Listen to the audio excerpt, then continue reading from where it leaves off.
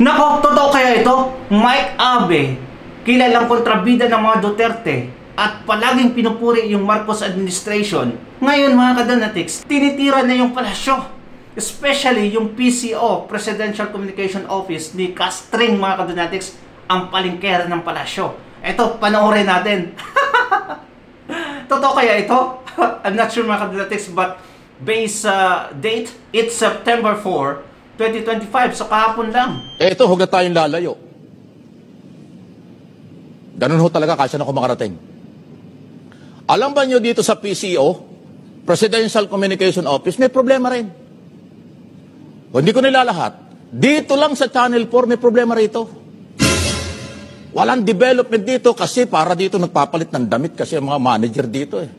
Every 3 months, every 4 months nagpapalit ng manager. Kaya walang nagagawa, walang development. Pero may pondo, may budget. Nasaan ang budget? Tumigil kayo ha. Marami nakakarating sa akin, may corruption dito sa estasyong ito.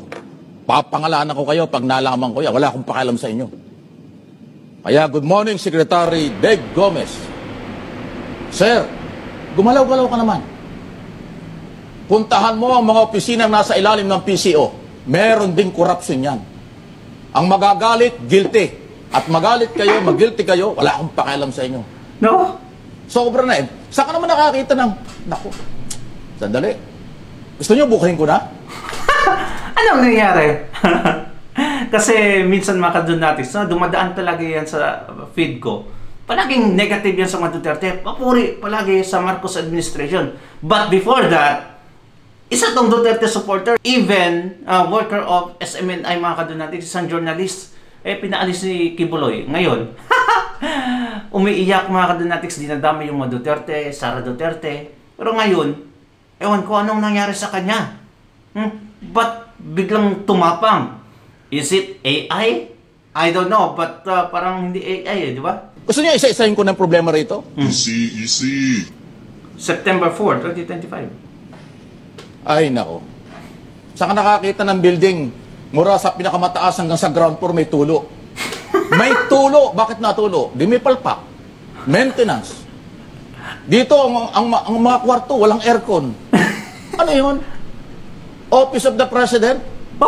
Pinagmamalaki nating Office of the President? Ay, may budget po yan. Office of the Vice President, mga kadonatics, tinatira niya na. Anong nangyari? Anong nakain? Taon-taon may budget. Kaya ngayon, may budget po, Secretary Gomez. Sir, tumaharap ka sa pagdinig ng Senado at Kongreso tungkol sa ating budget. Ilaban mo naman ito. Linisin mo ito. Papalit-palit tayo rito ng manager. Hindi ko alam kung anong ginagawa nila. Diba? Sa totoo lang, ha? Every 3 months nagpapalit ng manager dito. Magagaling yung mga napili, pero nagsisimula pa lang silibak na. O, ano magagawa? Naglagay ka rito ng manager na pangmatagalan, na re-reforma ng problema sa PCO at Office of the President, lalo na sa PTV. Kahit dyan sa Radyo ng Bayan, Radyo Pilipinas, akala nyo, marami rin problema dyan.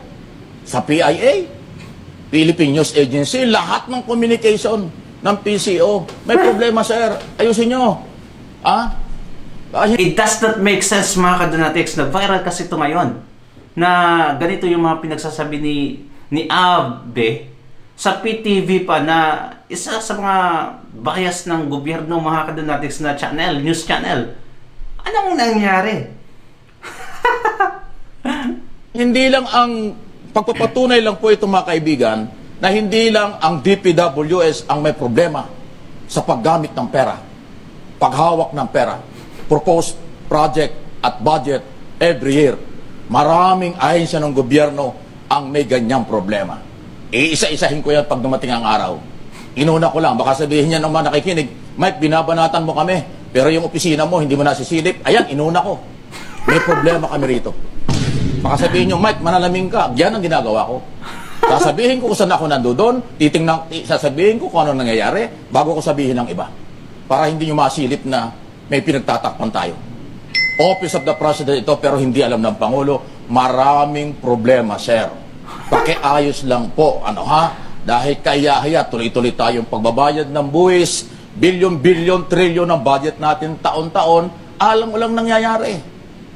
Nakakahiya tayo, sa totoo lang.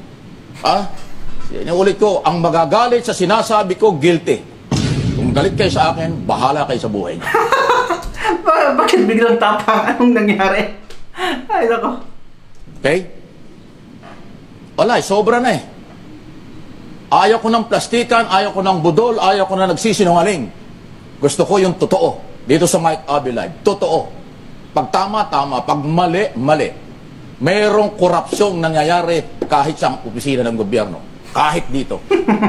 Kala nyo, hindi ko alam yan. Ang isang kalukuhan niya rito, tapos na. Kailan ba nag-eleksyon?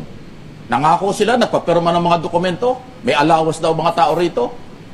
Masasarap na ang buhay nung nahalal. Wala pa yung allowance. Nasaan ang pera? Maliwanag kayo. Nasaan ang pera ng mga tao? Pinagpirma nyo ng dokumento, may allowance yung mga news anchor dito sa PTV nung last election. O ano nangyari? Ano kailan ba nag-election? Mayo. O, di ba? June, July, August, September, 4 na buwan. Bariyang pera, hindi pa nyo mailabas. Bakit nangako pa kayo kung hindi nyo kayang ibigay? Korupsyon yan habang nadidelay. Ang korupsyon, i-delay mo ang proyekto, i-delay mo ang pag-release ng budget, korupsyon yan. Kahit hindi mo nakawin, part yan ng korupsyon. Kasi dinidelay nyo. Bakit? Nasaan ang pera? Kung i-try nyo hanapin sa PTV mga kadonatics, sa Mike Abby Live sa PTV, hindi mo makikita itong video na to. Anong nangyari? Live to mga kadonatics. So may nakapag-record nito, tapos i-delete agad. Ewan, I'm not sure mga kadonatics. Is it AI? Pero based sa mga action niya at sa pananalita mga kadonatics, it's not AI, definitely. So, nakakatuwa mga kadonatics kasi biglang kambyo. Tinitira na yung palasyo ngayon, pati pa yung PTV. Biglang nag-ingay naman si Mike Abby. O, yun. Auntie Claire, sasagutin mo to. Biglang nag-scroll up yung mga loyalista. Ano nangyari ngayon? Di ba? Yari na. It's uploaded mga kadonatics few hours ago. So, yeah, tell me mga kadonatics kung may alam kayo nito. Comment down below. Pero, yeah, I guess this is the time mga kadonatics na yung mga blind loyalists nila, nakikita na nila yung katotohanan mga kadonatics na grabe pala yung corruption sa gobyerno ni Marcos Sr. Di ba? Thank you so much mga kadonatics, and please don't forget to like and subscribe to this channel.